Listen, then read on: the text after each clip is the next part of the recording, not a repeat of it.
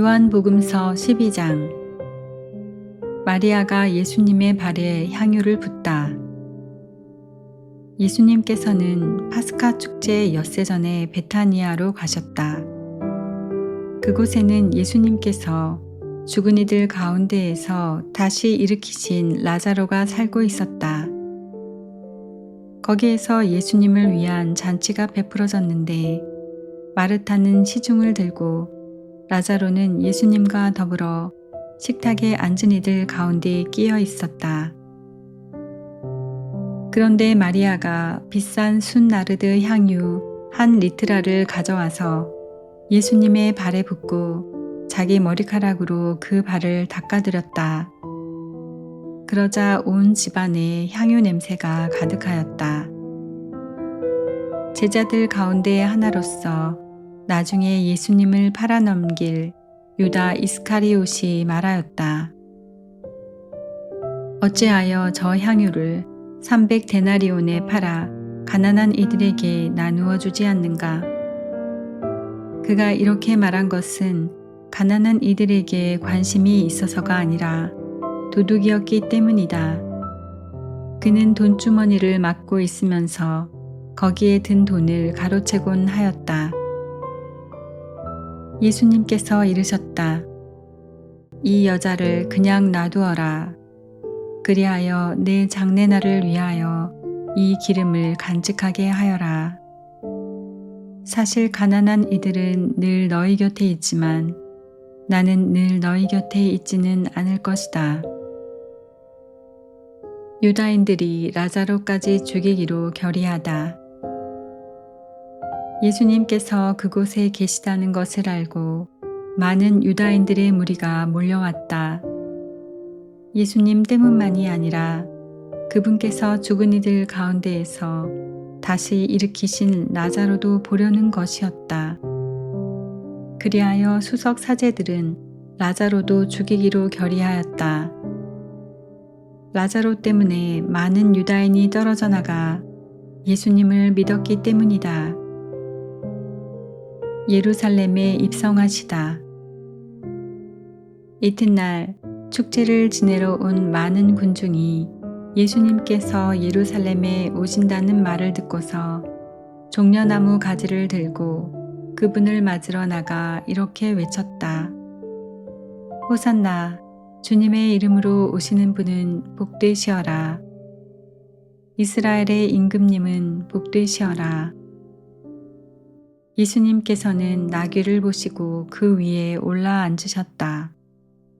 이는 성경에 기록된 그대로였다. 딸 시온아, 두려워하지 마라.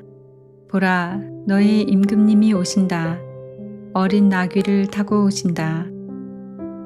제자들은 처음에 이 일을 깨닫지 못하였다. 그러나 예수님께서 영광스럽게 되신 뒤에 이 일이 예수님을 두고 성경에 기록되고 또 사람들이 그분께 그대로 해드렸다는 것을 기억하게 되었다. 그리고 예수님께서 라자로를 무덤에서 불러내시어 죽은 이들 가운데에서 다시 일으키실 때에 그분과 함께 있던 군중이 그 일을 줄곧 증언하였다. 군중이 이렇게 예수님을 맞으러 나온 것은 그분께서 그 표징을 일으키셨다는 말을 들었기 때문이다. 그러자 바리사이들이 서로 말하였다. 이제 다 글렀소. 보시오. 온 세상이 그의 뒤를 따라가고 있소. 그리스인들이 예수님을 찾다. 축제 때에 예배를 드리러 올라온 이들 가운데 그리스 사람도 몇 명 있었다. 그들은 갈릴레아의 벳사이다 출신 필립보에게 다가가 선생님, 예수님을 뵙고 싶습니다 하고 청하였다. 필립보가 안드레아에게 가서 말하고 안드레아와 필립보가 예수님께 가서 말씀드리자 예수님께서 그들에게 대답하셨다. 사람의 아들이 영광스럽게 될 때가 왔다. 내가 진실로 진실로 너희에게 말한다. 밀알 하나가 땅에 떨어져 죽지 않으면 한 알 그대로 남고 죽으면 많은 열매를 맺는다. 자기 목숨을 사랑하는 사람은 목숨을 잃을 것이고 이 세상에서 자기 목숨을 미워하는 사람은 영원한 생명에 이르도록 목숨을 간직할 것이다. 누구든지 나를 섬기려면 나를 따라야 한다. 내가 있는 곳에 나를 섬기는 사람도 함께 있을 것이다. 누구든지 나를 섬기면 아버지께서 그를 존중해 주실 것이다. 사람의 아들은 들어 올려져야 한다. 이제 제 마음이 산란합니다. 무슨 말씀을 드려야 합니까? 아버지, 이때를 벗어나게 해 주십시오 하고 말할까요? 그러나 저는 바로 이때를 위하여 온 것입니다. 아버지, 아버지의 이름을 영광스럽게 하십시오. 그러자 하늘에서 나는 이미 그것을 영광스럽게 하였고 또다시 영광스럽게 하겠다는 소리가 들려왔다. 그곳에 서 있다가 이 소리를 들은 군중은 천둥이 울렸다고 하였다. 그러나 천사가 저분에게 말하였다 하는 이들도 있었다. 예수님께서 이르셨다. 그 소리는 내가 아니라 너희를 위하여 내린 것이다. 이제 이 세상은 심판을 받는다. 이제 이 세상의 우두머리가 밖으로 쫓겨날 것이다. 나는 땅에서 들어 올려지면 모든 사람을 나에게 이끌어 드릴 것이다. 예수님께서는 이 말씀으로 당신께서 어떻게 죽임을 당하실 것인지 가르치신 것이다.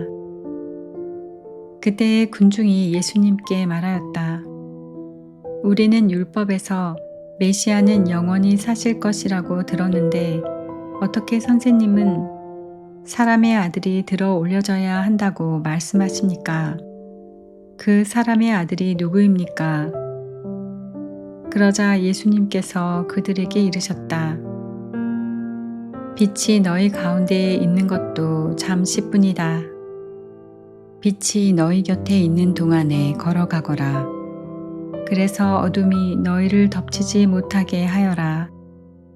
어둠 속을 걸어가는 사람은 자기가 어디로 가는지 모른다. 빛이 너희 곁에 있는 동안에 그 빛을 믿어 빛의 자녀가 되어라. 예수님께서는 이렇게 말씀하시고 나서 그들을 떠나 몸을 숨기셨다. 유다인들의 불신.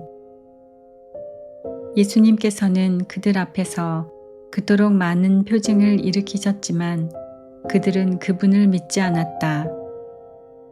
이는 이사야 예언자가 한 말이 이루어지려고 그리 된 것이다.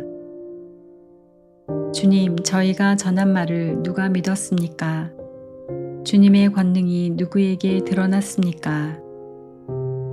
그들이 믿을 수 없었던 까닭을 이사야는 또 이렇게 말하였다. 주님이 그들의 눈을 멀게 하고 그들의 마음을 무디게 하였다. 이는 그들이 눈으로 보고 마음으로 깨닫고서는 돌아와 내가 그들을 고쳐주는 일이 없게 하려는 것이다. 이사야가 이렇게 말한 것은 그가 예수님의 영광을 보았기 때문이다. 그는 그분에 관하여 이야기한 것이다. 사실 지도자들 가운데에서도 많은 사람이 예수님을 믿었지만 바리사이들 때문에 회당에서 내쫓길까 두려워 그것을 고백하지 못하였다.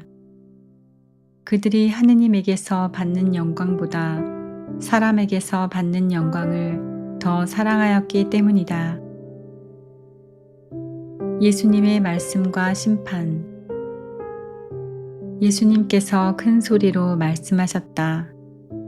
나를 믿는 사람은 나를 믿는 것이 아니라 나를 보내신 분을 믿는 것이다. 그리고 나를 보는 사람은 나를 보내신 분을 보는 것이다. 나는 빛으로서 이 세상에 왔다. 나를 믿는 사람은 누구나 어둠 속에 머무르지 않게 하려는 것이다.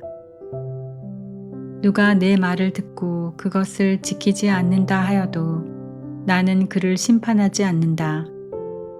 나는 세상을 심판하러 온 것이 아니라 세상을 구원하러 왔기 때문이다.